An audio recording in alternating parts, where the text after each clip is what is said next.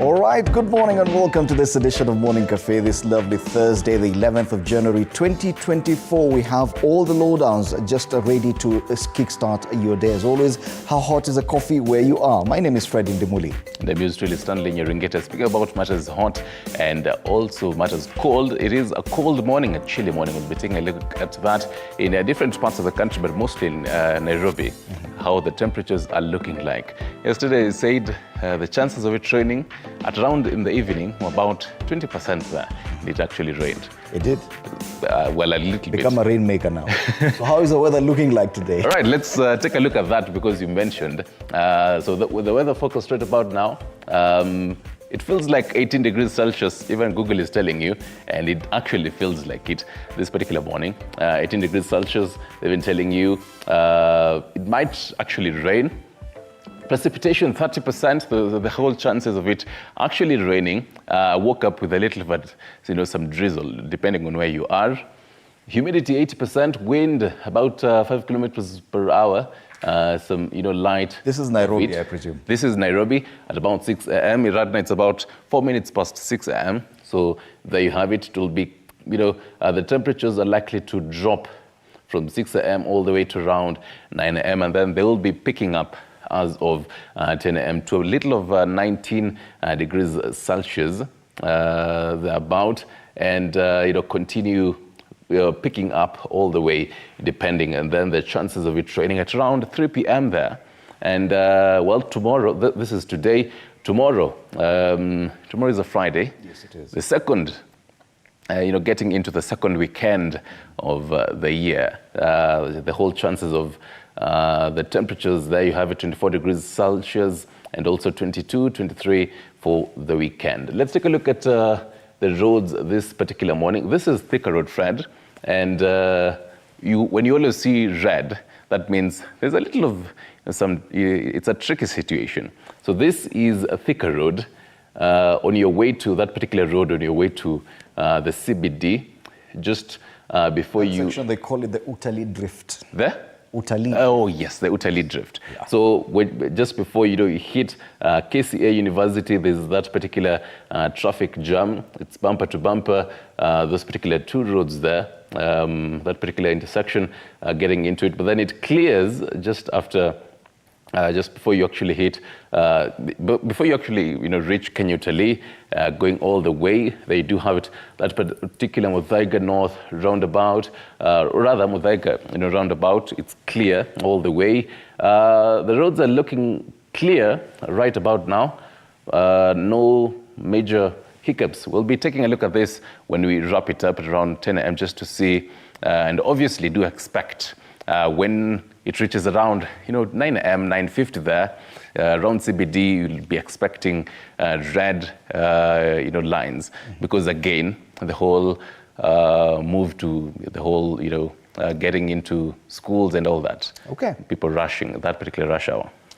And before we get to the highlights, a quick look at the headlines today. Matters still KCSE, and that's a big headline on the Standard. The big headline, KCSE, where did these 175,000 students go? That's the one on the Standard. What do we have on the Nation?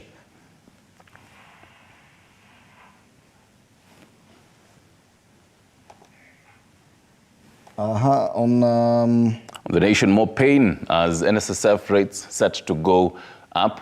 Talk about matters confusions there. Okay. We'll be taking a look at that as well.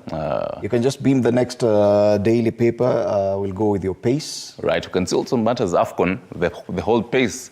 The countdown has started. Already has been there, but you can now feel it even as you continue for the next paper. Bado ana risasi? That's a question being asked on Taifa Leo, and we'll be coming back to look at this. And on the PD, People Daily, hot scramble for school bursaries. Matters Education still making it big this week, and we'll be discussing this and a lot more. We have another one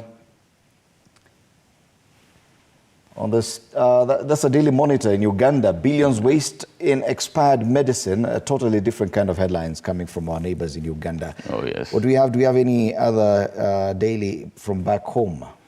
Right. And Mwananchi Maradhi Kumi tishio kwa Watanzania is on Mwananchi. Even as we wait for the Star, Shakahola, Mackenzie's wife, speaks of burden. And according to her, the wife, Rhoda Maweu, she says, people meet because of God's grace. I never chose to meet him.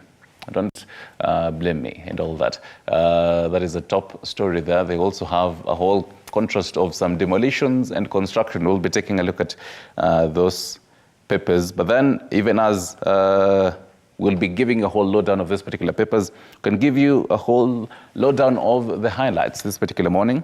Oh yes, this morning, driver of bus involved in fatal crash with matatu that killed 15 people on Tuesday morning, finally arrested after 2 days on the run. He is to be arraigned this morning in Molo.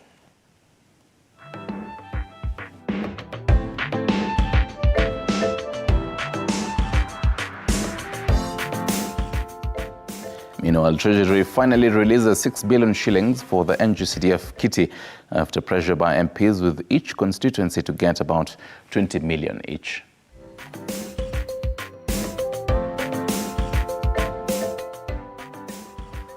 Islamist group Al-Shabaab seizes a United Nations helicopter along with about 8 people, both passengers and crew, in territory under their control in central Somalia.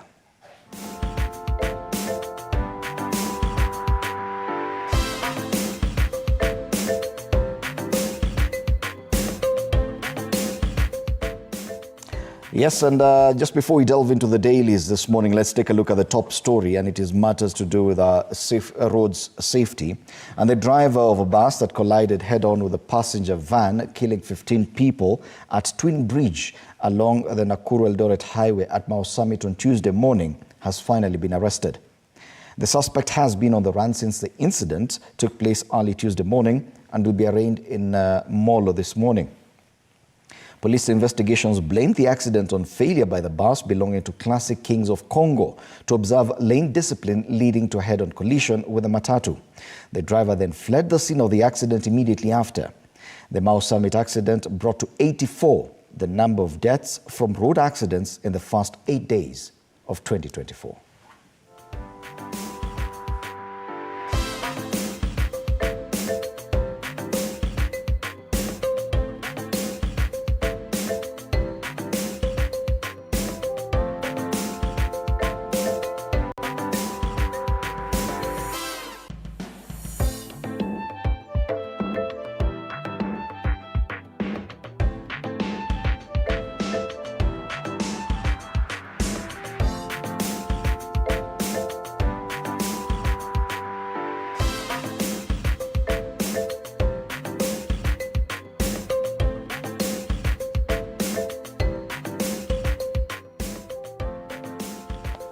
Finally, we do have the newspapers on the Standard this morning. KCSE, where did these 175,000 students go?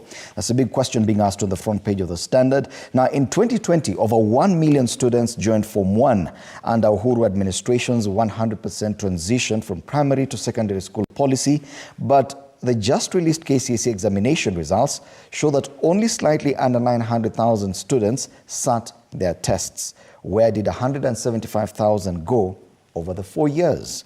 That story is on page 2. 175,748 students who cannot be accounted for, and they just disappeared or slipped through the cracks over the 4 years of secondary education.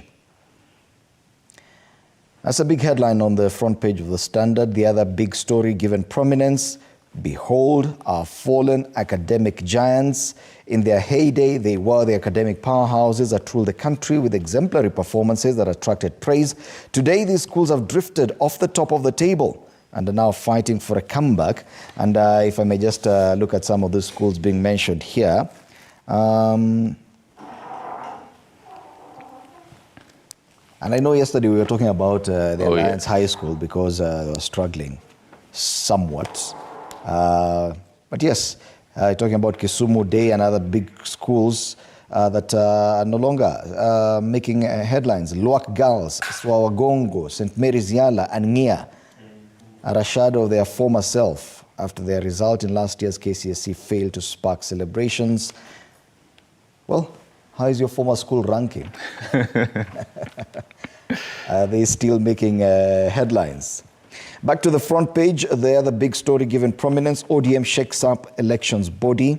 The party has disbanded its National Elections Board and handed over the role to a two-tier election management system at the county and national levels. Matters politics there. On the inside, pull out real estate, the new dilemma, and probably we'll be getting to that later on. On the top strip of the Standard, blame cash crunch. Treasury chief tells MPs on CDF delays. The story is on page 9. It is one of the highlights. Treasury finally bound to pressure and release some 6 billion shillings, which means that each constituency will get about 20 million shillings. And this has caused some delays in children joining school for the first time of 2024. Other highlights in business, firms see dim growth prospects. On the international scene, US-UK fight off attacks in Red Sea. And in sports, Chelsea feel the blues. And that's the back page. That's a big headline on the back page if you can flip the paper. Overwhelmed, Chelsea cannot pass, cannot score, cannot compete. What a headline. Feeling the blues. All right. And that's the Standard this morning. Let's go over to the Daily Nation this morning. More pain as NSSF rates set to go up. That is a big story. And they say matters pension state expected to calculate monthly deductions based on lower and upper earning limits. Confusion as the first year of implementing the NSSF Act 2013 lapses this month. The Ministry of Labour and the fund are yet to inform employers and employees about how the next level of new higher deductions is said to be arrived at in the graduated plan that will eventually take away 6% of workers' salaries. More is on page 7. That particular 6% there, percentage of a worker's salary that will be deducted to go into the National Social Security Fund after full implementation. Other stories making headlines on the very bottom there. That photo of National Assembly Minority Leader Opiyo Wandayi in a wide-ranging interview reveals what his boss, Azimio leader Raila Odinga, is planning ahead of the next elections on pages 4 and 5. And according to the minority leader, Raila is to craft a new coalition for 2027 race. This is something that has opened wide the cracks within the Azimio coalition. Other stories, the very right there, governors fight state of our ECDE, quote-unquote, takeover. The governors will boycott the Intergovernmental Relations Technical Committee meeting scheduled for Tuesday next week to discuss the implementation of recommendations made by the Presidential Working Party on education reforms on how best to manage the sector. This move, the governor said, is in protest against proposals to have the management of over 30,400 early childhood development and education centers under the national government. More is on the back page. I'll be flipping over in a few. Before you cross over to the sports highlight there, the very top scroll, we have that particular photo of former United States of America President Donald Trump there. I believe that's the photo they took in his mugshot. He had that particular grim kind of face. And they say Trump warns of bedlam, quote unquote, in US if he put on trial. And judges wary of his claim to presidential immunity. So bedlam basically is matters uproar and confusion. So basically saying that if Biden actually wins, he won't trust until he ensures that he has Biden out of office. Interesting. You expect those things, or such kind of threats from third world countries. Back in Kenya, a story on page 7, court to rule on the rollout of SHIF plan, and state wants the order suspending law lifted. Now, finally, to that highlight of Matters Sports, Mahrez reveals his recipe for success. Algeria captain and former Manchester City star Riyad Mahrez believes he knows the recipe for winning the Africa Cup of Nations. thorough preparations, good luck and experience on page 35. Let's flip to the back page and see other stories making headlines apart from the row by the governors. On the back page of Daily Nation, September set to become Creative Industry Month. And a new bill proposes to celebrate the contribution made by the creative industry to the national economy on the month of September every year. Fred, as a creative, what do you think about this? Well, it's definitely a step in the right direction. If at all we can get more legislation around the creative industry, it means that it could be sustainable even beyond the current administration. So hopefully this bill could be passed. But then, I mean, we did see a number of faces that were appointed by the sports CS right now, to lead a few, dockets. Faces that we know in the whole creative industry, but then people were in draw and saying, why are we seeing these specific faces? Why not new? Piecemeal appointments will not really work. We need a proper legislative or policy framework to actually ensure that this thing is actually sustainable going forward. It's not just looking at some faces that I like and I give them appointments. It doesn't really work that way. Right. Yeah. But then hopefully, as a creative, you have a couple of months to prepare yourself for this. Kamani tender, look at that. As early as now. Away from that, the very top scroll on the back page, FKF walking in thin ice, Football Kenya Federation at risk of being declared an illegal organization after government threatens to revoke provisional license. So the ghosts that have always been haunting FKF are back to haunting it. Maybe FKF is a ghost itself. Kuangazia gazeti la Taifa Leo hii asubuhi hii Alhamisi, bado ana risasi, ni swali pale wanauliza kwenye ukurasa wa mbele wa Taifa Leo. Wandai asema wako tayari kuunga Raila akiwania mwaka 2027. Pia fichua kuwa muungano mpya waja. Kalonzo pale anasema sitashangazwa iwapo Raila atawania tena mwaka wa 2027. Bwana Muradhi pia asema Raila ndiye atakuwa mwaniaji wa urais wa Azimio 2027. Masuala ya siasa pale. Vidokezo zaidi, serikali yajitetea vikali kotini, masuala ya afya, kwingineko mbinu mpya ya majangili kuhepa polisi, na pale chini neno lau si kisawe cha mfano wa. Kuna mafunzo tele na uchambuzi katika jarida la Taifa Leo, masuala ya Kiswahili. Neno lau si kisawe cha mfano wa. Pale juu kwenye ukurasa wa mbele wa Taifa Leo, vidokezo zaidi, ukame wa alama A, Lord wa Boys. Majabali hawa wa Turkana walipata alama hiyo mara ya mwisho mwaka 2015. Same stories you're talking about, wababe o vibabe wa kitambo sasa hawapo. Kwenye masuala ya spoti, wanyonge wa bandua Chelsea FA. Middlesbrough inayoshiriki ligi ya chini yawatia aibu majabali the Blues. Habari kamili kwenye ukurasa wa 5 wa Taifa Leo. Right, tuangazie gazeti la Business Daily. Money matters here. And KRA eyes over 14 billion from 5% farm produce tax. Tea, sugarcane, milk cooperatives to be the largest sources, and more farmers could be pushed into informal markets. So the government is eyeing at least 14.3 billion in additional revenue that proposed with the holding tax of 5% on farm produce sold through cooperatives. And that is according to Business Daily analysis on that. More is on page 2. So official data shows that by the end of 2022, selected crops valued at 286 were sold through marketing boards, including the cooperatives, societies, and factories. The very bottom scroll of it, CBK warns of mobile money fraud risk on unverified SIM cards. Right.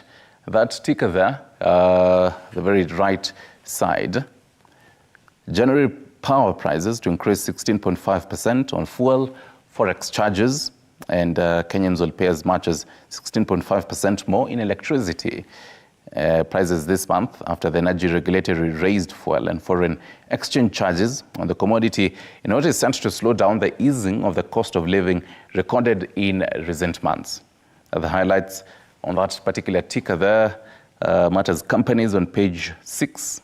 Kenya Power settles 35.8 billion power purchase debt.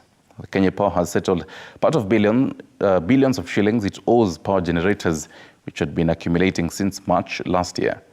The bulk repayments has been attributed to easing off of the country's foreign currency crunch. Elsewhere, British pound official rate crosses 200 market. And the very top scroll, the Life Pullout magazine, resurgence of antique decor. Right, you can take a look at that as well. That is on the Business Daily. All right, we move on now to the People Daily. Still matters education, the front page of the People Daily. Hot scramble for school bursaries. Students from poor backgrounds caught up in desperate search for scholarships as those offered by corporates and MPs fall short. Stories on pages 4 and 5 are the scramble for bursaries for schools. And this is the one thing we've been talking about this entire week, matters education funding, and where the bursaries come in, and that row over CDF, which Treasury yesterday finally announced it has released 6 billion shillings, meaning that each constituency will get about 20 million bob. On the top strip of the People Daily, matters politics, Raila moves to revamp ODM. Elsewhere, how top officials looted NHIF dry. That story is on page, I think page 3 of the People Daily. It's a very interesting story about how NHIF and how different companies fleeced that health insurance fund. The other interesting story, and I've just gone through it inside the People Daily, is on page 12. It talks about club bouncers facing mandatory vetting to weed out criminals. Oh, yes. And this is something that if at all you've ever been on the losing end, these people. It seems as if you've been back in the day. I rarely frequent such establishments. I'm a very laid-back person. I don't fight. I don't do these things. I don't use any drugs. So. But that particular story is interesting right now because, I mean, remember, I think it was last week on Friday, the bouncers who were arrested at a particular, popular joint in Nairobi for assaulting police officers as well as journalists. So this particular... The audacity. How do you assault police officers? Okay, probably they... some muscle. At first, they didn't even know, they had seen the cameras, assaulted them, and then after seeing these police officers, rushed into, the toilets, changed quickly. Let me just say, Kitawaramba. And that's the People Daily this morning. Right, let's take a look at other stories here. On the story, we promised you to take a look at that particular contrast of the photos there. The big story on the Star is Shakahola Mackenzie wife speaks of burden. We're taking a look at that. But the two interesting photos here, if a director can flip up and scroll up basically. So iconic Mama Huru house raised in Don demolition. That is the first photo here. So Mama Huru house is basically houses relatives of the Mau Mau, one of the Mau Mau, freedom fighters. And just below it is a photo of President William Ruto constructing, just, laying one of the stones there and one of the bricks there. Shows a whole contrast of one demolition and a construction there. Let's focus on matters politics now. On the very right scroll of the Star, looming implosion, Kajua Kalonzo feud exposes turmoil in Azimio. And a bitter exchange between NARC Kenya leader Martha Karua and Wiper boss Kalonzo Musyoka has confirmed simmering political feud that could split Azimio. Karua has of late been mincing her hot words about former vice president, the man believed to be the only obstacle to the 2027 Azimio presidential ticket. And another sad story there, successful appeal, monster who defiled 9 girls, jailed for 30 years.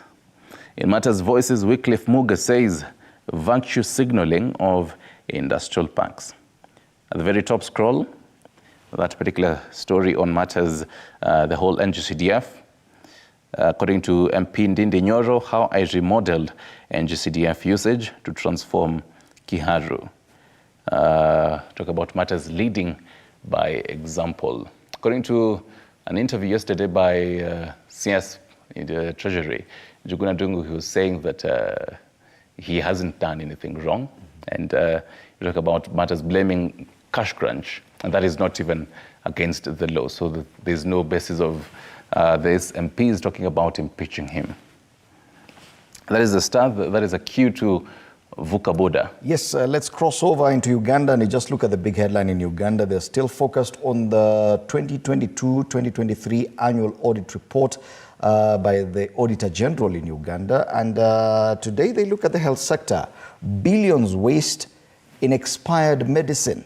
Now this annual audit report exposed that COVID-19 vaccines worth 28 billion Ugandan shillings bought using a World Bank loan and grant, and ARV drugs worth 33 billion Ugandan shillings have expired. Okay, it may sound like a lot of money in Kenya, but I'm sure it is still a lot of money, even in Ugandan terms. So it is interesting. Billions go to waste in expired medicine. That's a big story. In Uganda this morning, tuvuke boda. Tuvuke boda sasa, tuangazie gazeti la Mwananchi. Maradhi 10 tishio kwa Tanzania yamo UTI, maambukizi ya mfumo wa hewa yanayotesa mamilioni. Serikali yatangaza mikakati kukabili na kuboresha utoaji huduma. Umi atafaka mafundisho ya Profesa Janabi yasipuuzwe japo yanatisha wengi. Masuala ya afya pale. Vidokezo vingine katika gazeti lili hili, maporomoko mengine yaua wawili Same. Yaonekana mvua bado waendelea kutatiza nchi ya Tanzania. DC Makilagi atii amri ya koti aja na mapya. Pale chini, mifumo ya kidijitali lazima mwendo kasi. Talk about that particular transit of the bus. And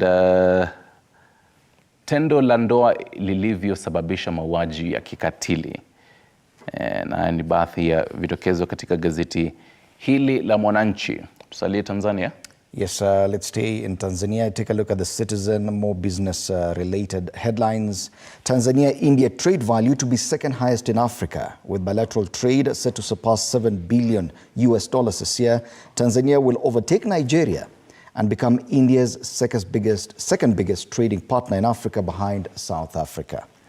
It's a big headline on the Citizen. The other one, plan to halt fishing on Lake Tanganyika draws mixed views. And the Health Ministry outlines priorities for 2024, and I think that is what was headlining on the Mwananchi. And that, in a nutshell, is what is headlining in Uganda, Tanzania, and Kenya this morning. Let's take a look at the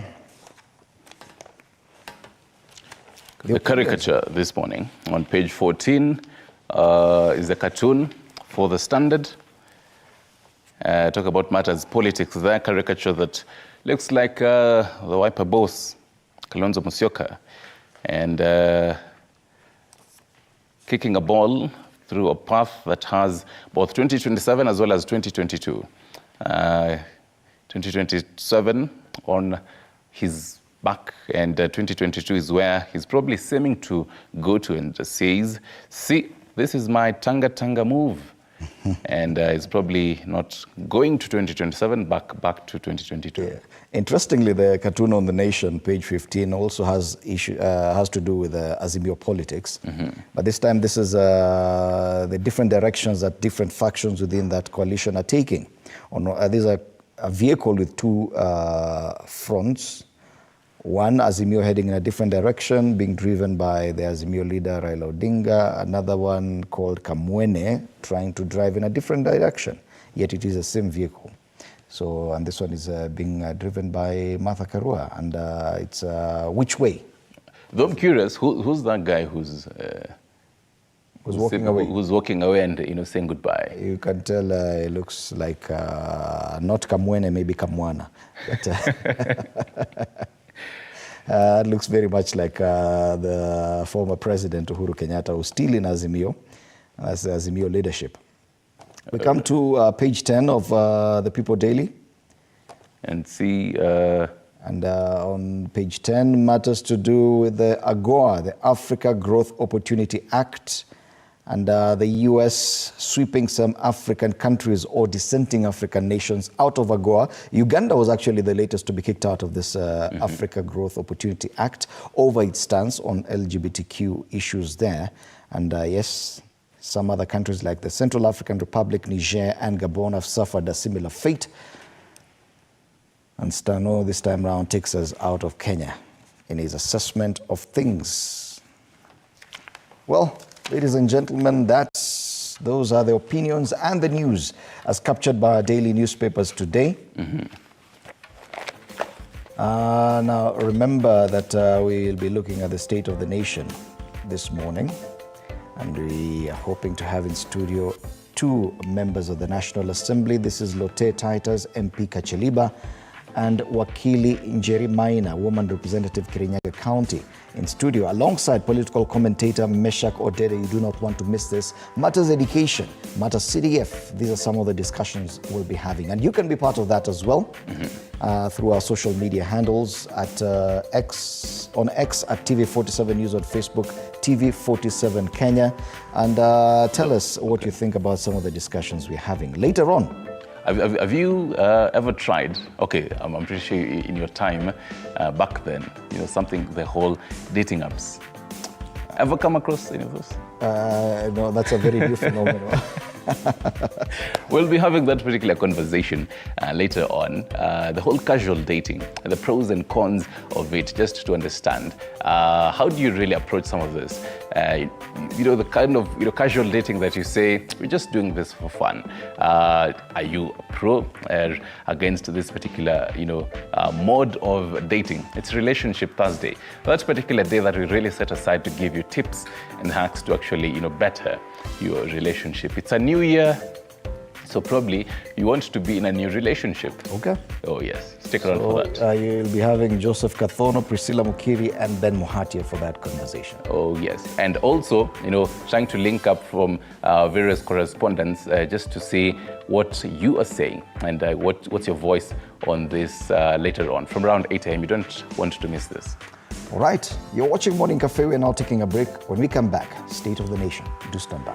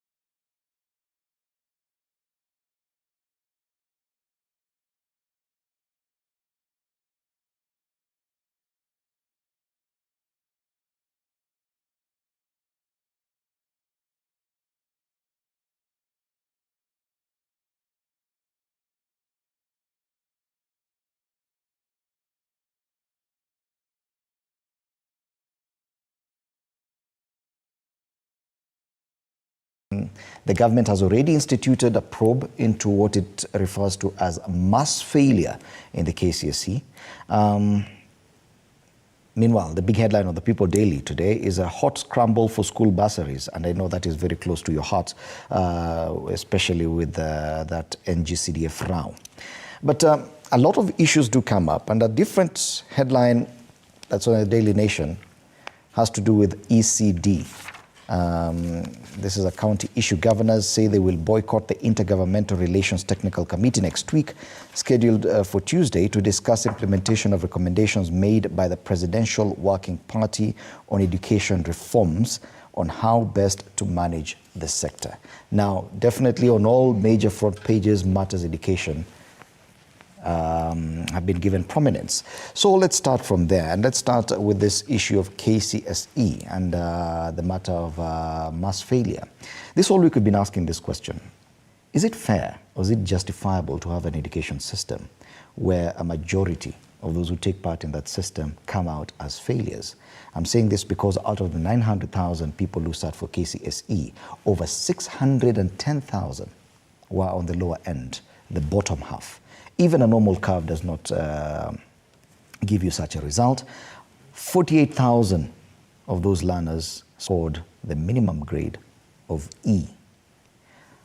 Now, as a nation, when you have your education system churning out more failures and successes, is it justifiable? Let's start with you, Njeri Maina.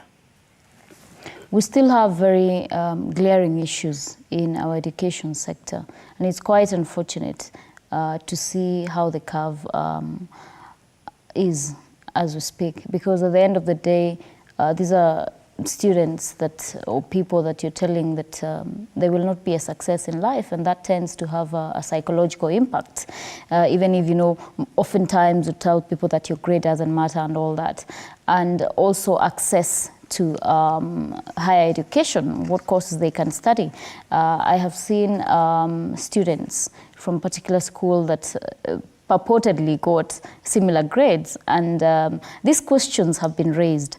When we were in session in Parliament, we discussed a motion in regard to the KCPE results, and we have to really sit down and see how we can resolve these issues, because I do not think it is fair to any child, because education gives them a fair chance at life and opens doors for people from the backgrounds that perhaps could not have made it, or maybe gotten to certain points in life. It's quite unfair, and it is a glaring issue that must be addressed in future, because we do not want to have a nation whereby, you know, more than half who sit exams from time to time, there are issues of marks that are being changed, grades that are being reviewed.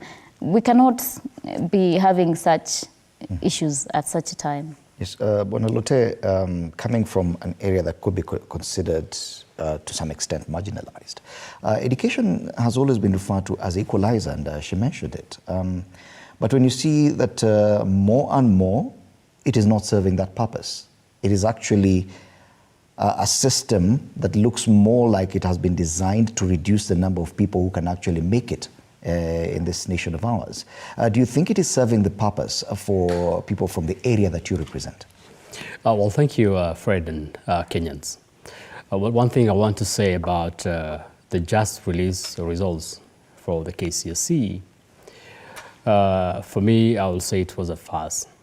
It is very unfortunate because as our students in Kenya, we are competing globally. We are no longer competing amongst ourselves. And if we are actually churning out failures, it basically means that we are reducing our competitiveness globally.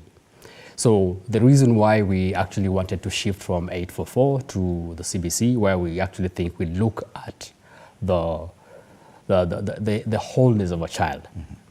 But I'm not going to talk about the effects and the impacts of CBC. I'm going to talk about the impacts of the children that are already suffering. As we speak today, personally, I'll say that our education system in this country is good. And we actually produce very good students. And globally, if you go anywhere, they'll tell you, from Africa continent, Kenya becomes one of the countries that produces very good people. The people that get Ds in this country. I got of an example where somebody got a D and went to America. And this guy was able to go into the institutions in America and became one of the best students, not because he was poor students here in Kenya, but because our systems have actually been made in such a way that you punish the students so hard. I personally have studied in the US. The kind of education that you find in the US is a very open education where your potential comes out. But here in Kenya, you have to carry books, loads of books, and try to beat the examiner who cannot even, some of these examiners cannot even answer those questions correctly. And it's very sad. For me, I'll say, the cabinet secretary and the PS, the principal secretary responsible for education, have let this country down. Because if you look at a school called Orwaba yesterday, where 98 students sat for the exams and 96 of them got a D and below, that does not tell you that that student or the students in that school were all failures. In fact, they produce their results from Form 1, and if you evaluate those results, there is no result that is close to an E. I actually looked at those students when they were talking. These are bright students, and they have been denied a chance. They have been denied a future because of our examination. I looked at Kabarak High School when they were doing the primary education, and students that have been scoring A's all got E's. And in one of the schools, you find the students, all of them, 102, get the same grade. Do you have a feeling, are you getting the feeling that probably we are mishandling education to some extent? I have a feeling that we are not mishandling our education. Our education is good. Our evaluation of education, that is the examination. The examiner has got an issue. If I was the minister, I will sack the CEO Examination Council today. Because as we speak now, there are people that have gone to court to challenge the KCSE exams. There are people that went to court to challenge the KCPE exam. And I'll tell you this, I'm not a prophet, but if the subjects that have been marked and given grades, if they are going to be independently remarked, you will see that they are going to have a different results. And that basically tells you that there is no standard that has been kept in terms of how our students are evaluated. In terms of our education, I will say our education is good so that when we go out globally, we can still find ourselves to be competitive. So sometimes the issue is the exam. The issue is not exam. The issue is the marking of the exams. Okay. A number of issues have come up, especially even immediately after KCP, and as you rightly put it, that has been questioned. And the CS also, when he released the KCSE exam earlier this week, he said, yes, there's 30 days. If at all you feel aggrieved in one way or another, you can appeal, you can seek clarification on that issue. But true, as he says, there has been so many questions even in the release of the results, even through the portal, that students have even complained that in the morning you get, you check your results, it's a B plus.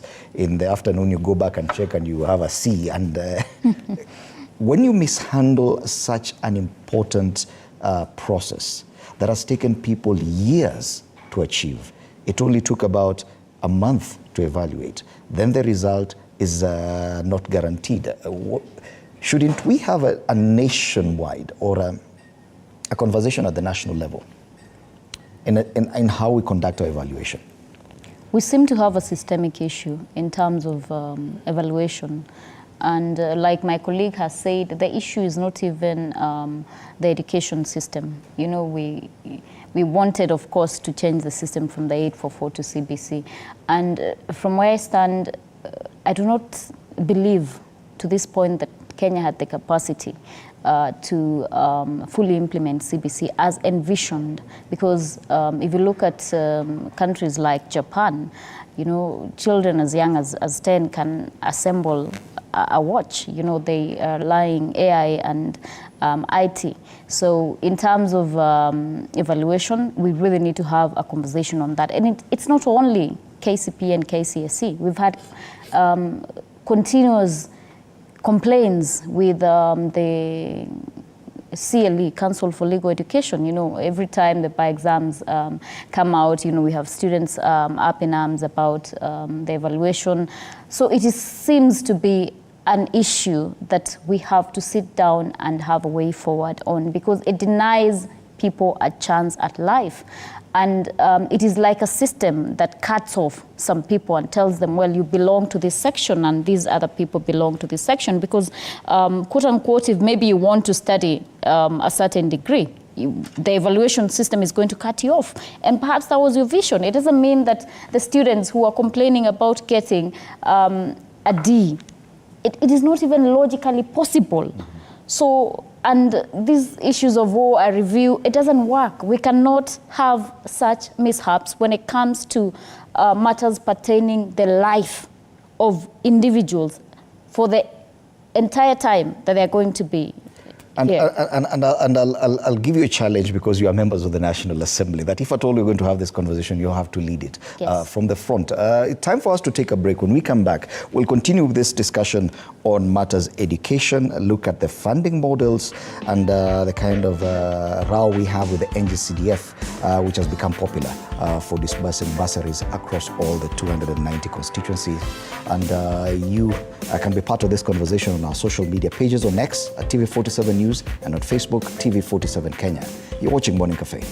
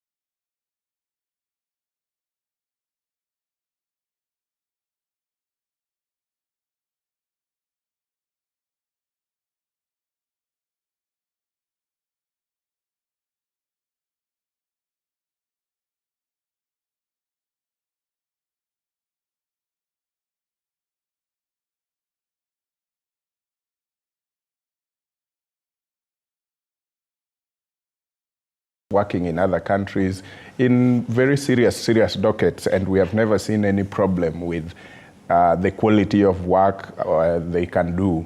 So that means our education system is able to perform and is able to compete competitively with the rest of the world. The problem is where evaluation happens, and that is why in countries probably like US, if I mention just one among many, have problem with our certificates. When you go, for example, after graduating in Kenya with undergraduate, some of Kenyans have to take it afresh, again, like they are beginning university afresh. And the US system will not just pick you and take you to master's straight away. That is not because they have a problem with our education. They have a problem with how we evaluate our results. And so they do not know what to trust and what not to trust. And that is plainly where the problem is. So they are saying your system is okay, but how do we get to know that this is your result and this is who you are? Because even yourself sometimes doubt each other. Like now we have huge doubts. It happened during the primary results, and it is now happening again during high school results. This creates a lot of doubts when you proceed, and others are watching. It's not like it is happening in secret. While we are discussing this, while the rest of parents are grappling with questions that have no answers around the results, the rest of the world are watching. So you expect this young boy or girl later on to join other universities abroad, and you think this is secret, nobody knows. Some people will be asking, what exactly was your result? Because they can't relate what we are asking and what you came up with. If one morning somebody woke up, like they are saying, with a grade this, and then in the evening they have a different grade, if you are in the shoes of other parts of the world, what would you believe? Mm-hmm. That it is A or is it B, or what exactly is it? Okay. The corruption around our systems sometimes give us difficult time when we get to compete to the world, because some people think we even buy these results. While the truth is, some of these young people work so hard to get the results. We've seen media houses following some of these students who perform very well, and they tell their story. They tell of how they had put in a lot of hard work during the night, some of them in very harsh conditions to get those grades. And then you realize at one point, the system has not given you what you deserve. And we cannot escape the temptation to actually look at previous years and how different administrations or different people or education managers have handled the examinations issue. It is something that we've talked about over and over. We've had several CSs or cabinet ministers handling this issue. And is it an issue of who's at the top, who's at the helm of the education sector, that we see this kind of issues cropping up? I do agree. I listened to the president yesterday in Nyahururu, and the president said there were three things that are actually holding this country down from progressing. And he actually cited corruption as one of them, and when he was talking about the judiciary and the corruption within the judiciary. But he also talked about incompetent leadership as one of the other factors that is actually bringing down this country. Personally, I would want to say that Mashogu, the CS for education, has failed this country, because at the helm of Mashogu is when we are seeing a lot of complaints. And personally, I'll say this on behalf of all the students whose results have been tampered with, that they should be given opportunities for those results to be remarked in public. Because one of the things that we've seen in this country is the minister will come openly and say, we've got 30 days. I saw this when the primary results were being challenged by the Kabarak High School, because they are able to produce results of students from year 1 to year 8, and none of them has gotten the results that they find at the end of it all. Now, I gave an example of Oruoba Secondary School, where you find that students have been performing very well from Form 1 to Form 4. They have never seen D's in their results, but when they sit in the national examination, all of them get D's. That tells you there is something wrong. I actually talked yesterday to some of the principals, and they told me their weak students performed better. In fact, they were shocked that the weak students are performing better than the best students. That tells you that Mashogu has failed. He has failed as an individual, and that I think is one of the person the president was addressing yesterday. I want to say, and I say this without blinking an eye, those kids, those students whose results have been tampered with, their future has been tampered with because of one person. This person needs to allow the remarking of this examination, and we want to see it in public. As a member of parliament, not sitting in the education committee, I will also ask, this 30 days is not enough, because we're going to open parliament on the 13th of February. After the 30 days After the 30 days of lapse. I want the minister to take responsibilities and accept, not just lip service to say you've got 30 days. It should be 30 days where we see action. We want to see those that are complaining, their results being remarked, and we see people given their rightful results. It's well and good you're saying this, but we've seen demands by members of the National Assembly when it comes to the CDF, even calling for the impeachment of the CS. We've not had this kind of treatment when it comes to education matters. Does the National Assembly give some issues preference? Let me come back to that. Actually, I've not even answered your question. I was just talking about the background of why Mashogu has failed.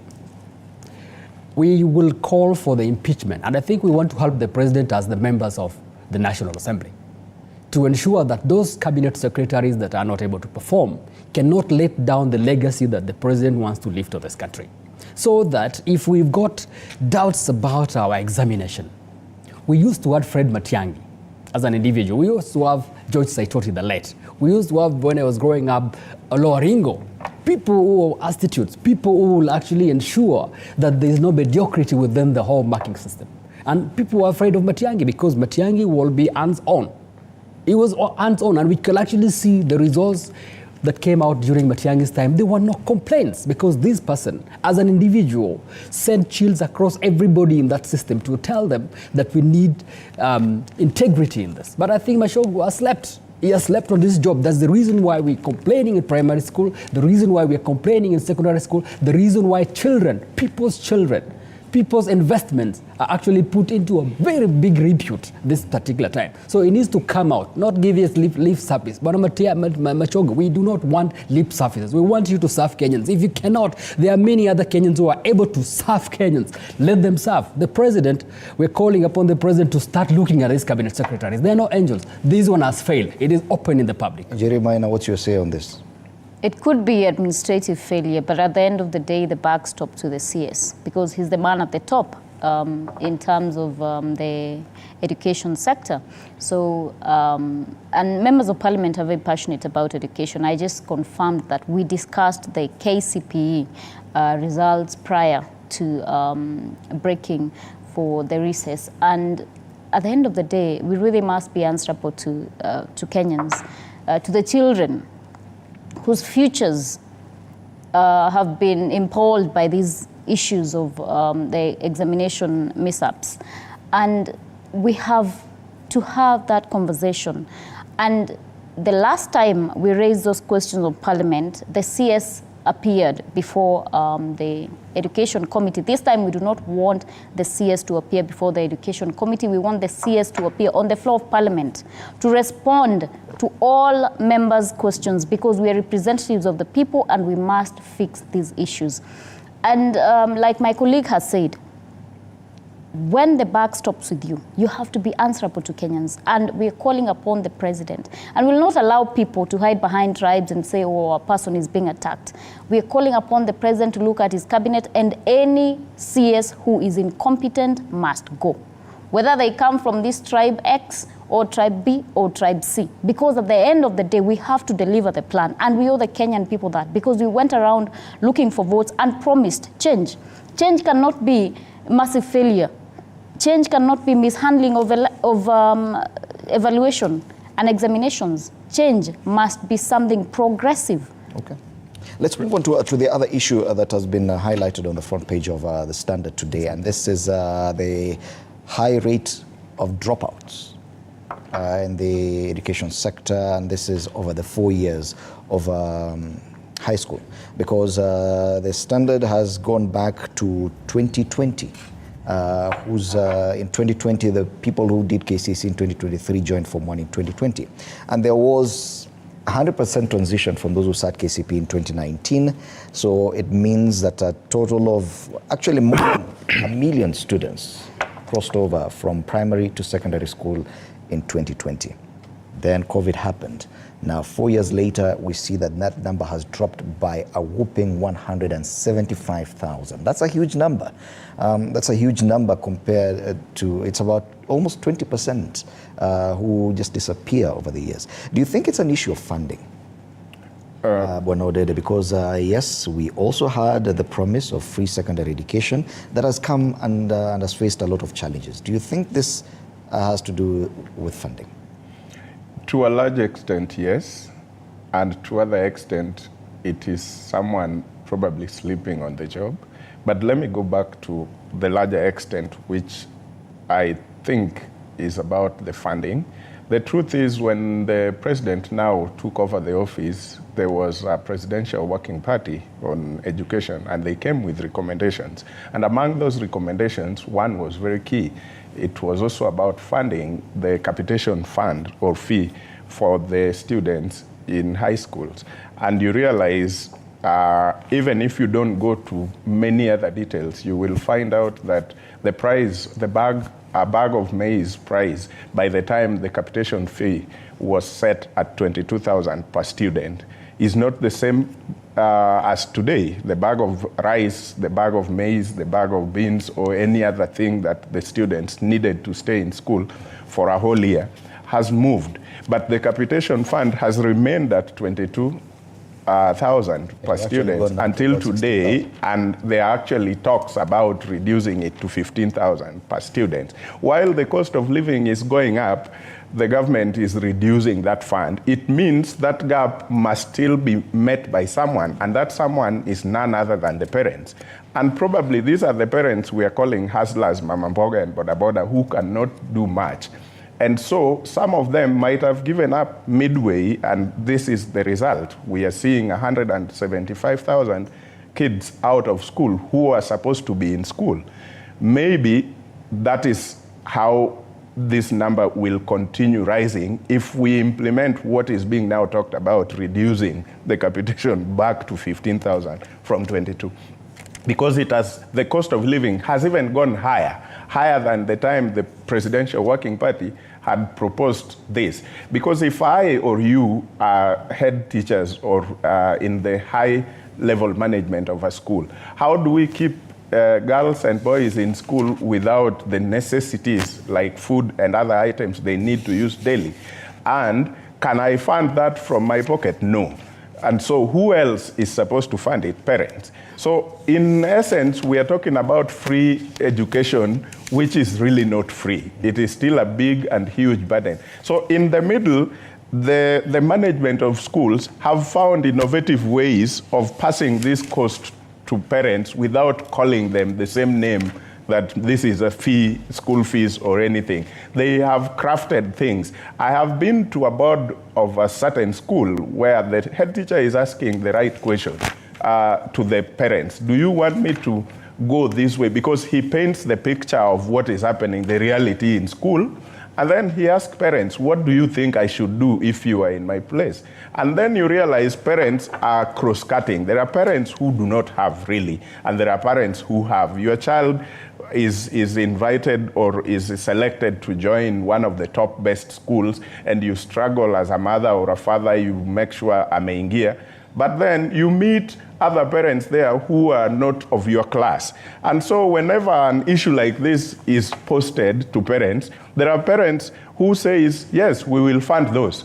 And then you are stuck in, as a parent in that school, you will be the black sheep if you are the one saying no, when the 99% of parents are saying yes. So such kind of parents do not have many choices. You realize if they don't go to CDF and get any help further, that kid will drop at some point. Okay. And the principal, maybe in some of the best schools, will not care that one kid or two kids dropped out.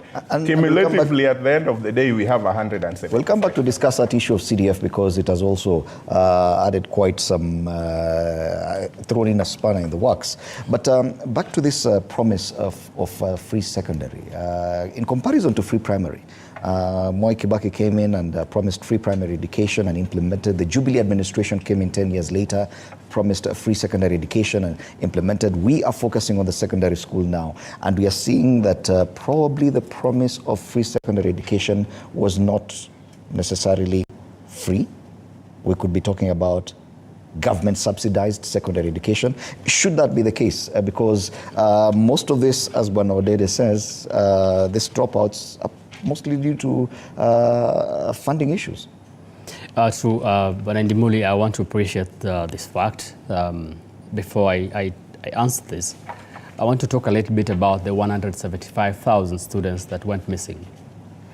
And Odede has actually explained properly probably what happened so that we do not have the 175,000 students sitting their KCSE.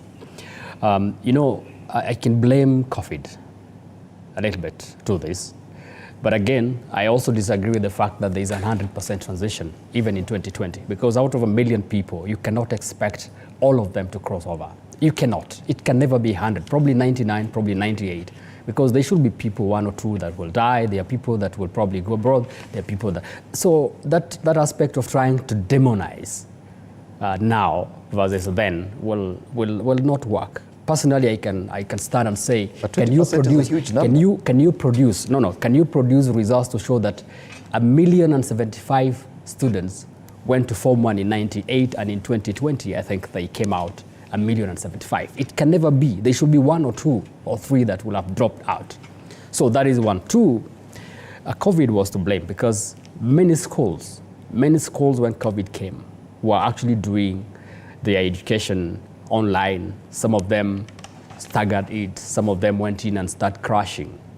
That will have been an issue. And we know that during COVID time, there were a lot of pregnancies. You know that because of course, them being in school, on home for over the year. So COVID played a role. And out of 1,175,000 is a big number. But I can also say it's also because of our societal placements, where we were not able to take care of our children when they're at home. And some of them got discouraged, some of them got other opportunities, some of them moved out of the country. So I cannot at this time say the situation 4 years prior to 2020 is the same as 4 years prior to 2022. So that is true. The other one now is to come to the question that you've asked. You've asked a good question about whether it's free secondary education or whether it is a subsidized. And I will actually say subsidized. Because as we speak now, today, parents are taking their children to school. And there is no single parent that tells you that you will just buy a box and walk to school.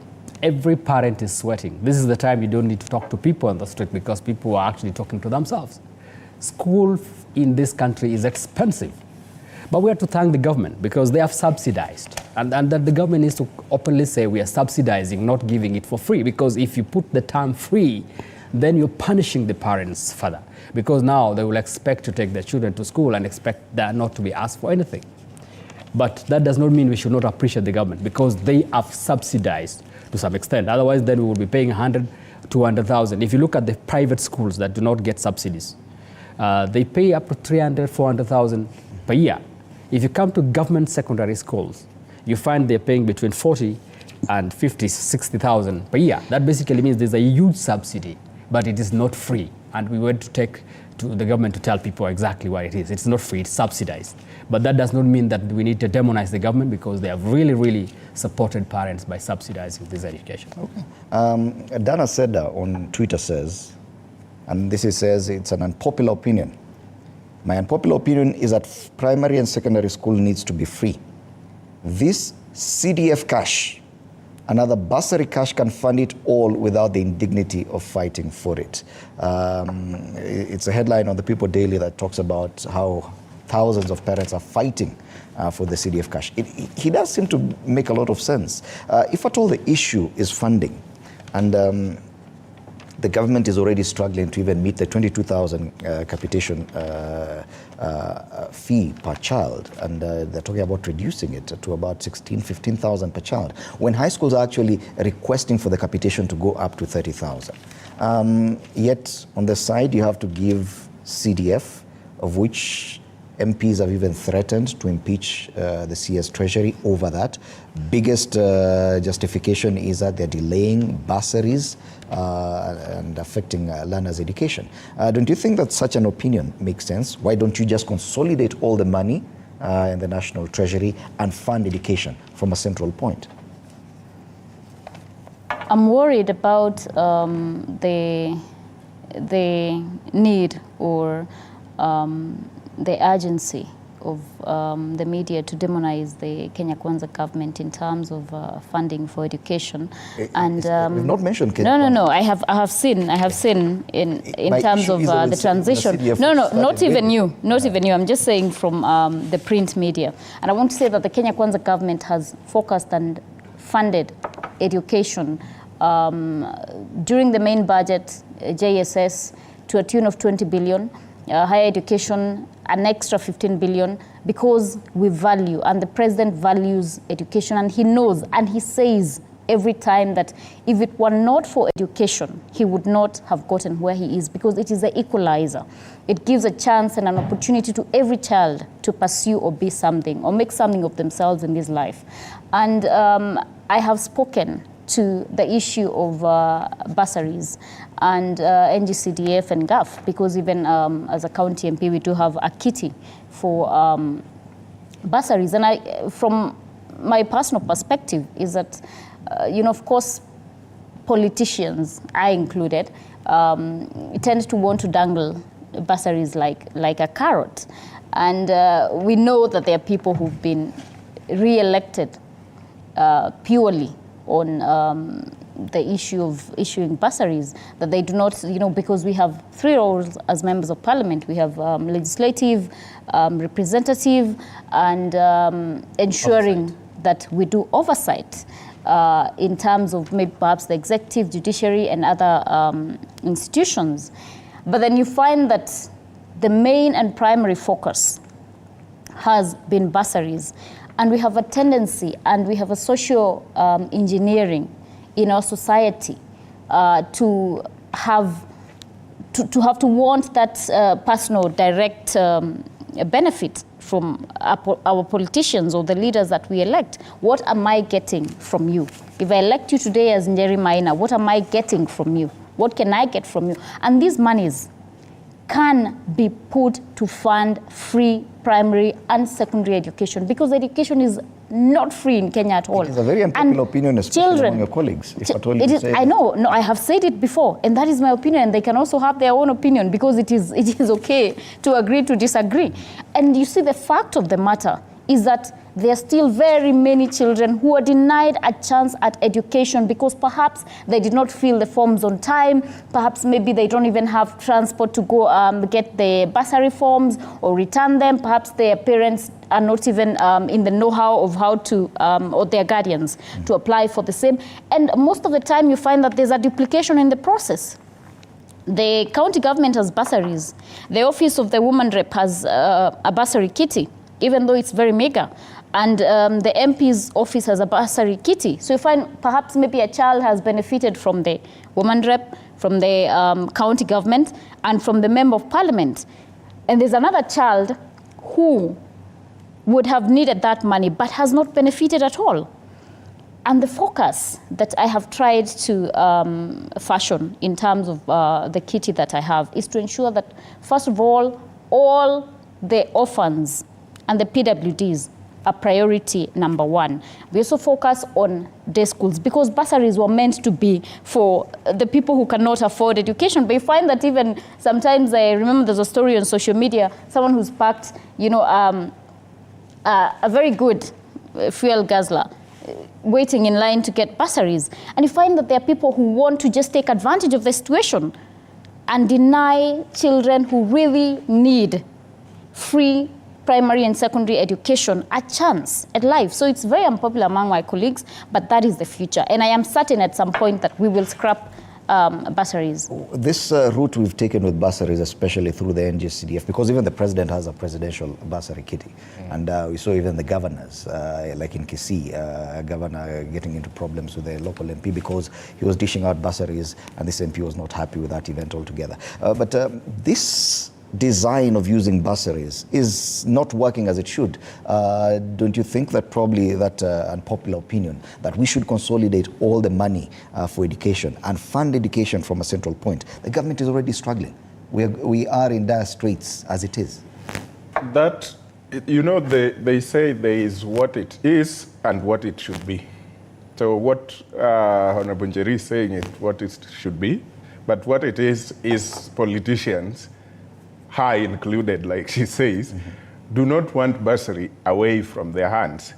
I personally have a problem with a member of parliament, and thank God they're here, oversighting the same fund where he or she is a patron.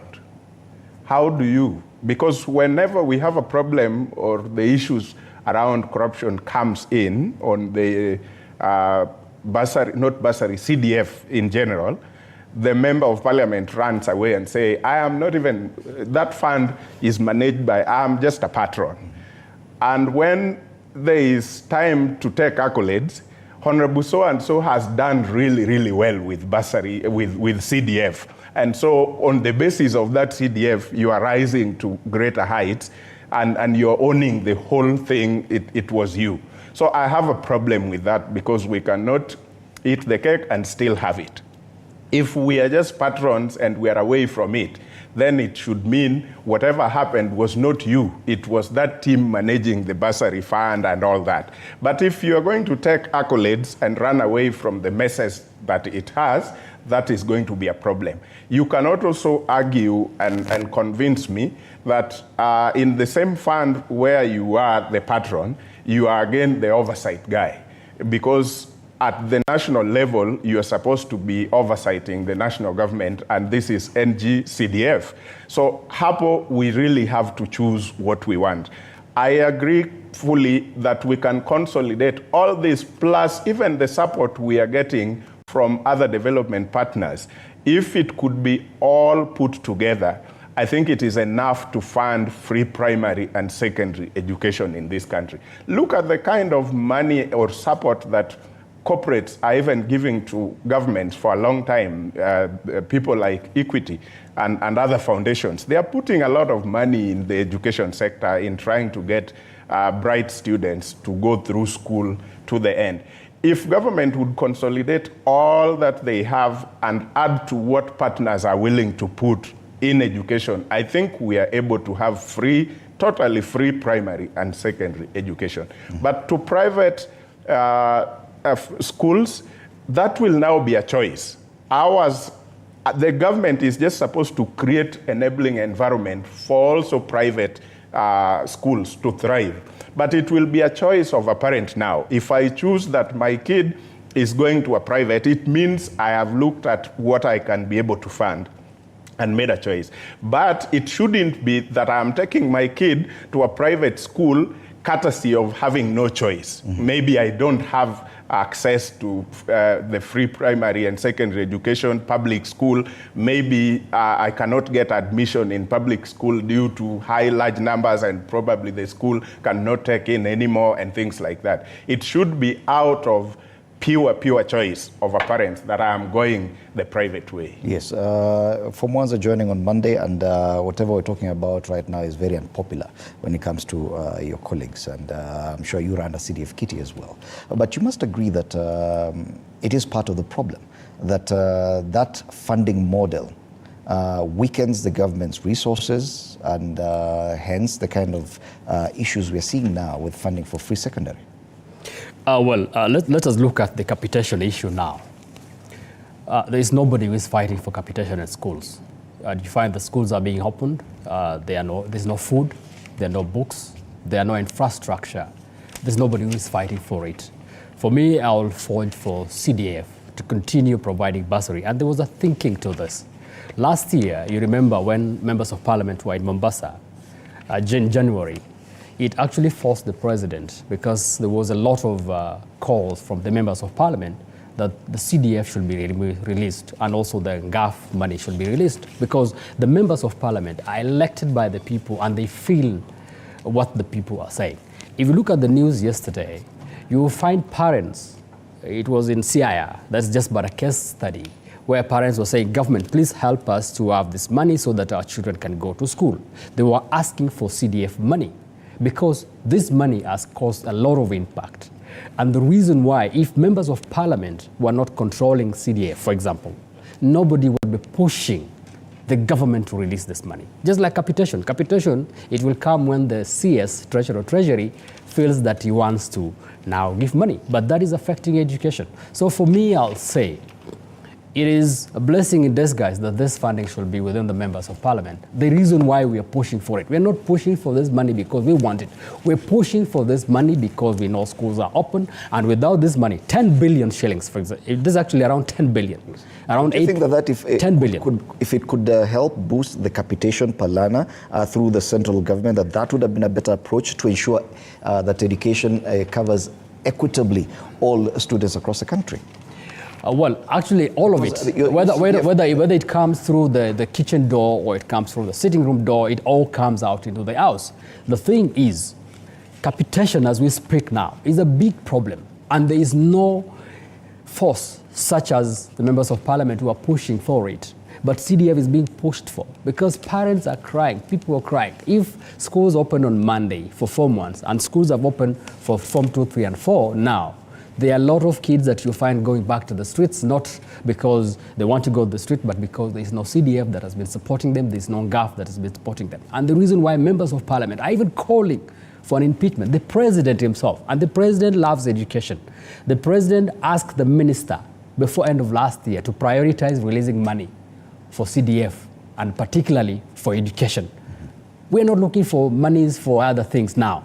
We were actually asking the president to release money that will enable our children to go to school. And he actually told the minister, please ensure within the budget outflow, the revenue flow, please ensure that you prioritize release of funding that goes to the bursary. Is this a discussion in futility that members of parliament will never give away or give up their CDF? So we shouldn't even look at that direction, because we're just looking for solutions, a possible solution to probably boost a kitty that will be distributed equitably across the nation and ensure that the government has enough muscle to fund schools across board.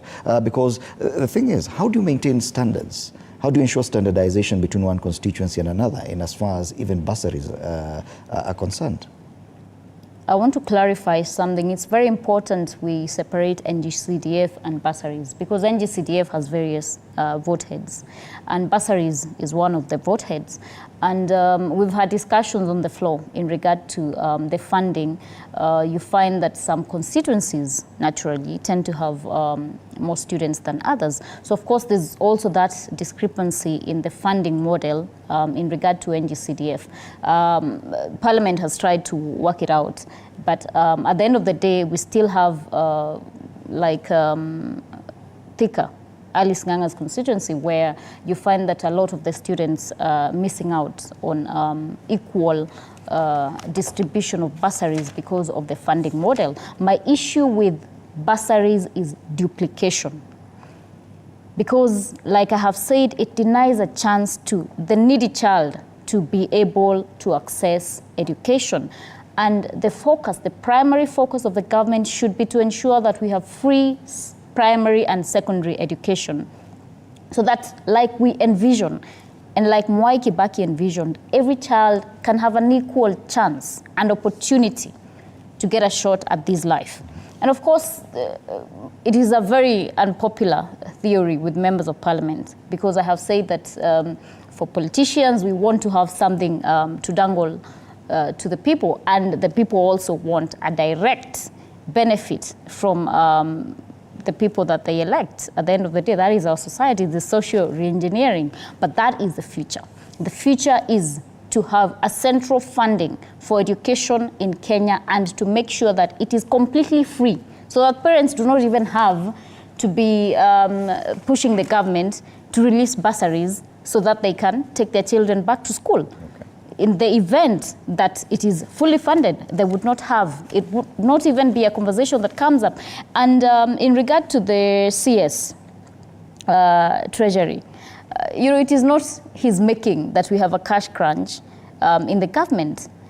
If he had perhaps his own fund, he would give the money to or release the funds for NGCDF and NGAF. So as Parliament, we also need to ensure that we put our foot down in terms of priorities that we have. And the funding model that we have, as I speak right now, is NGCDF bursaries and GAF bursaries. So let us also be able to ensure that we have put our foot down in terms of priority for funding so that we do not even have to be at the mercy of the CS Treasury or to be begging to be prioritized in terms of funding. I want to move this conversation now to another issue still to do with education, but is not featuring anywhere on the dailies today, and this is a GSS CBC implementation. The transition from 844 to CBC and the junior secondary school. As it is right now, over 20,000 intern teachers downed their tools at the beginning of this year and vowed not to return to work because their contracts from internship to permanent were not honored, and they've been asked to work as interns for another year. These same teachers have also complained about the working conditions because there was a policy shift where some of the learning areas were lumped together, and they said it simply cannot work. And back to the same question, CBC was now intended to remedy some of the issues that we've already discussed, issues to do with evaluation and other things. But are we handling even this transition to a new curriculum any better? Or are we going to find ourselves back in the same position because of mishandling the transition? Now, the very first cohort of CBC is in grade 8. They've already lost 1 year due to the confusion we are seeing. What is your assessment of our handling of the transition to the new curriculum? Thank you. You know, we can only compare. And when we want to compare, we look back and then now. That's the only logical way of saying whether we are moving in the same pace or not, and whether our handling now is better than before. Because if you don't have any past to compare, then I mean, it's worthless. So the truth is, we saw how the CBC started, and we saw a lot of work from the Ministry of Education then to create even the space, the infrastructure, classrooms. And at some point, I saw the minister and the entire team from the Ministry of Education going around, and the contractors were working, including at night, with the lights to ensure that by the time the schools are open, at least those classrooms are available in all the constituencies around the country. And I personally think that pace went down and down and down. If that pace was picked from where it was left, it could have been better. But like they say, good is the enemy of better. When we think it is good, we sometimes don't have the mind that we should struggle even further to get better. When we are at worse or bad, we want to work day and night to become good. But once we land on good, we sometimes think we should reduce the energy of working. So I didn't see that energy competing the other energy to create the space, infrastructures, and all that for readiness of these schools. Number two, the other team had left us, I think, with 2 teachers per school for JSS. I needed to see something better. I mean, they were just at a start. So probably by now I would have expected to have more than that number. And if not more than that number, the very least would have been those confirmations for the number that was recruited and trained for JSS. We were having a lot of questions and asking how maybe a teacher or 2 teachers are going to handle the entire junior secondary school. That's a whole school with 2 or just 1 teacher. So we needed to, a year later or more than a year later, we needed to have seen the number has maybe doubled or tripled. Maybe we should be talking about every junior secondary school having 5 or 6 teachers.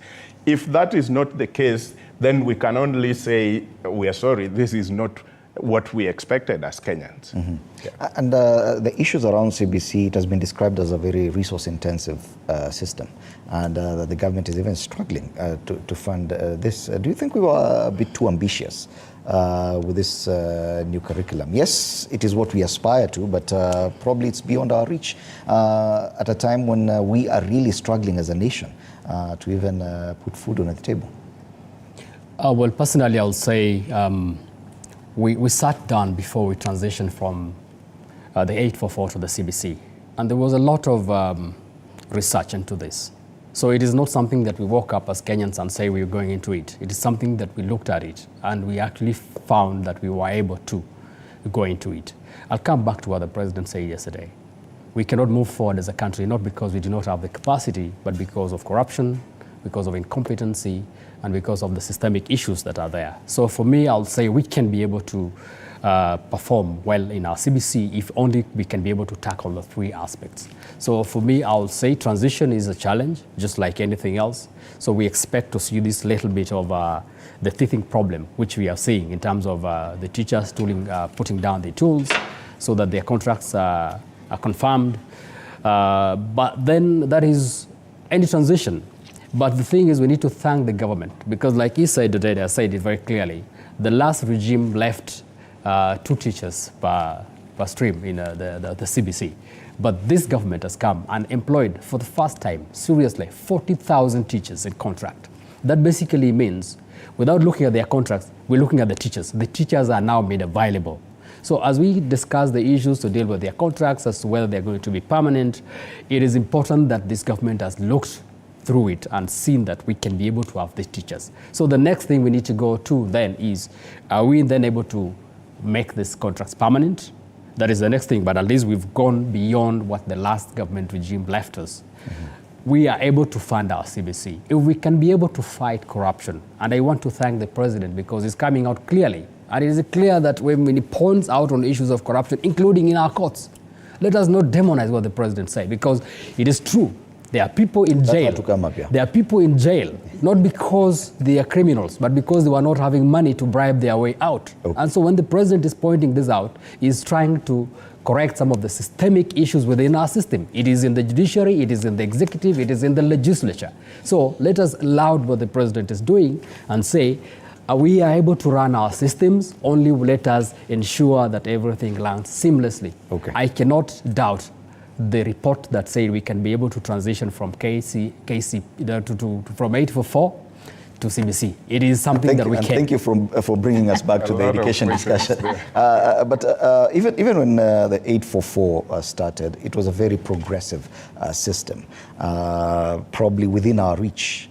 Now we're going for CBC, but we see that over time, because of probably lack of a proper ring fencing of the education framework, that successive administrations have come and changed the approach to education, and hence leading to the kind of 844 system we had, which was not the initial intention. There's a challenge, or there's a risk involved in when we allow successive administrations to come and fundamentally change the direction of our education system. Is it possible to actually ring fence and ensure that the education sector is protected by a legal framework, so that whatever changes new administrations may come does not fundamentally affect an education system? For example, the issue of lumping of the kind of work that the Presidential Working Party is doing, changing a curriculum, reducing the number of subjects, or increasing them, because some people have described that as probably a little bit abrupt, knee-jerk policy decisions. I'm glad that we're having that conversation, because it is about time. And like you've said, it is not proper for successive governments to have a leeway to tamper with the education system as they may deem fit. Or if someone is elected, they come up with a different education system. That takes the Kenyan people back and forth. And like I said, the Kenya Kwanza government has funded JSS to a tune of 20 billion. And there is no comparison in regard to the transition, because it has not existed in previous governments. And hiring of more than 40,000 teachers, that is a weight that this government has to carry, knowing the economic times as we speak. So all these issues of the contract and all that, these are teething problems of a transition. And the weight of the financial implications of the CBC system. And from where I stand, I do not think we had the capacity to fully fund CBC as envisioned. And I have said this severally because There's schools that do not have basic infrastructure as we speak to date. And instead of having a total overhaul of the system that we have of education, we could have prioritized ensuring that all schools across Kenya have basic infrastructure. Kirinyaga is one of the counties that is considered very progressive in terms of even revenue collection and in terms of the GDP for the county. But I can tell you that there's some schools to date that don't have basic infrastructure like wooden desks.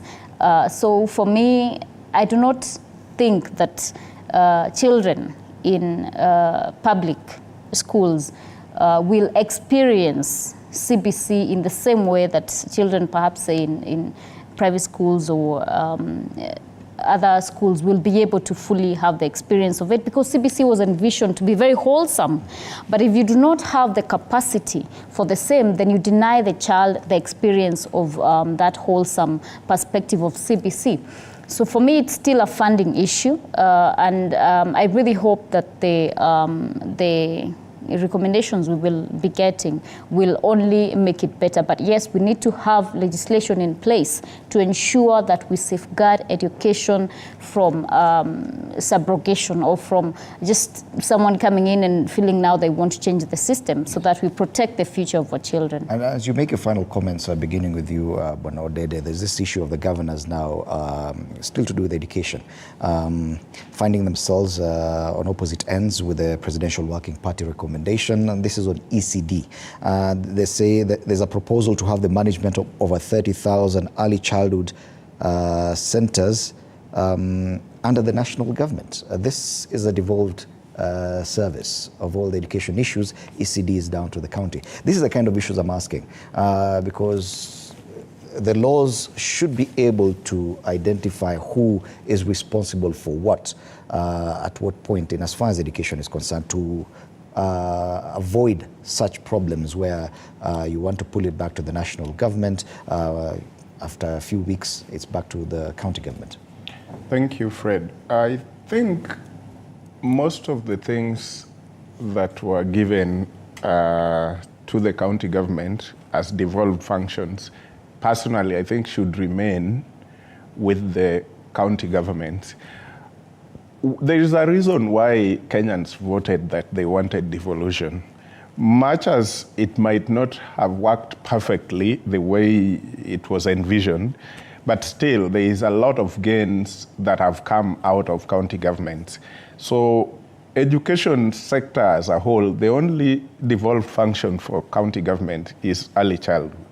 And some of us have the opinion that we should have devolved even more than just the early childhood. Maybe infrastructure should have gone to county government, while the national government remains with human resource and policy, while the bit of infrastructure goes to county government to ensure that, because it is confusing and quite embarrassing, even for the leaders at the county government, to be walking past a certain school and they can't do anything about it in their county, and the people somehow, the common mwananchi out there, do not even know what is devolved and what is not devolved. And this is where the embarrassment now comes. When they see their governor and they are asking, look at our school, the way it looks like, and the governor cannot look at them in the eye and say, I don't have anything to do with that. It is under national government. Somehow the governor feel like, yes, I should be responsible. I should be responding the appropriate way.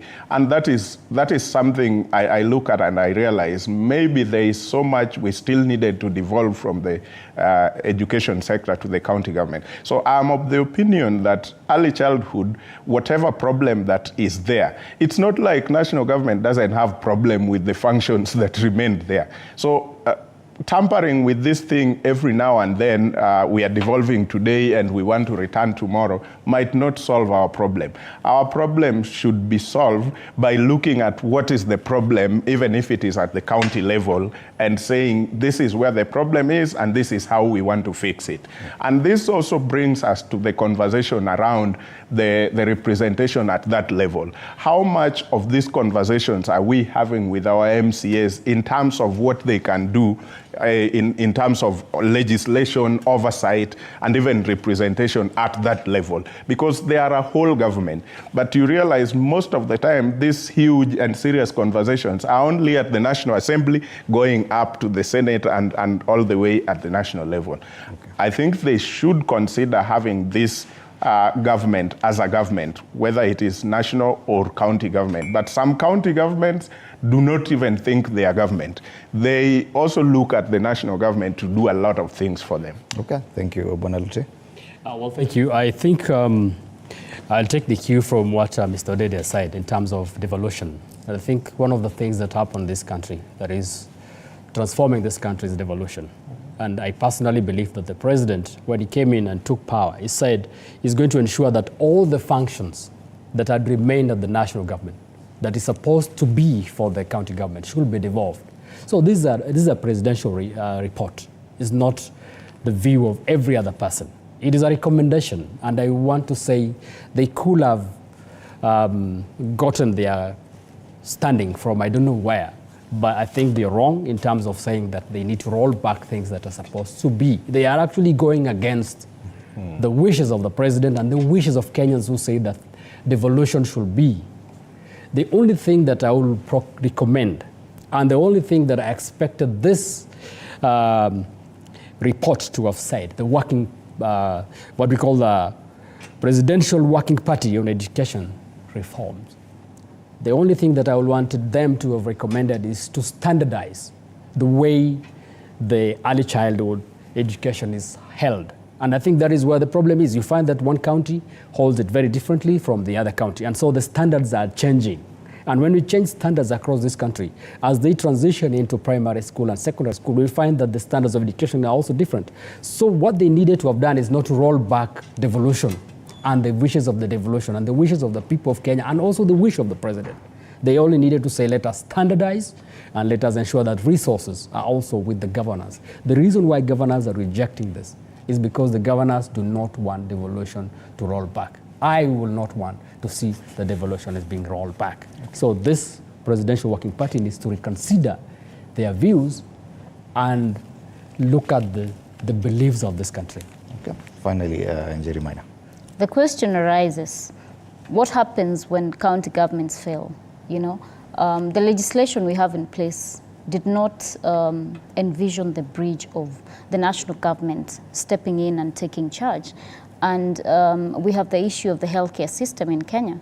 I mean, from where I stand, there are things that should not even have been devolved at the very first instance. And I'm not speaking in particular to Kirinyaga County. Of course, it does inform my opinion. But looking at the general perspective and the reviews and the complaints we get from Wananchi in regard to the health sector and the lack of even the basic medications in our county-managed hospitals, it is a conversation that we must have.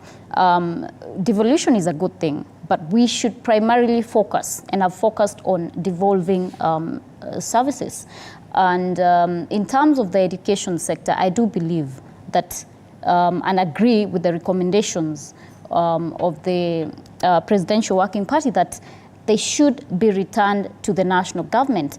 My colleague has mentioned that, you know, county governments should have been the ones in charge of construction of infrastructure. We still have issues of the ward fund. The members of county assembly sometimes complain of discrepancies in terms of funding various or different constituencies. So I do believe that members of parliament should be the ones who are solely responsible for infrastructure in terms of education, because they will ensure that there is absolute equality in terms of the constituencies. And at the end of the day, we have to look at the bigger picture and look at what will serve the Mwananchi. We should not have a push and pull. If the national government is certain that they will ensure that the institutions run smoothly and that the education sector operates from at an optimum level, from the very top of it to the bottom of it, there was no absolute reasoning behind separating, having the JSS and the others managed by the national government and having ECD left to the county governments. And we've seen various issues of even ECD teachers threatening to down their tools because of the push and pull between county governments and their payments, the contracts and all that. So education is a very crucial thing in this country. Health sector is very crucial. Those two, and I still insist, must and need to be oversighted and managed by the national government. Oh, very interesting opinions. So how are members of parliament going to oversight the same thing they are in charge of? Well, interesting opinions. Unfortunately, we're out of time and we need to wrap it up there. Thank you so much, Njeri Maina, Woman Representative, Kirinyaga County, Lote Titus, MP Kachiliba, and Mesha Kodede, political commentator, also a voice from the civil society. Thank you so much, ladies and gentlemen, for your very well-considered opinions on this matter that we rarely get to talk about, education. We focus more on politics, and thank you for being such a help in discussing this issue. As we wrap up, let me look at our editorial comment this morning. Our attention today has been drawn to the recent spate of fatal road crashes, averaging more than 10 deaths daily in the first 1 week of 2024 alone. It is an alarming and distressing trend that demands urgent attention. It is particularly concerning to note that pedestrians and motorcyclists comprise the highest number of fatalities. These vulnerable road users are disproportionately affected, emphasizing the need for targeted interventions and enhanced safety measures to protect them.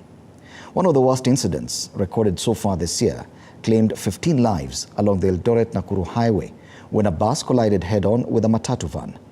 The authorities attribute this latest crash to the bus's failure to observe lane discipline, which underscores the significance of enforcing traffic regulations and adherence to road safety protocols.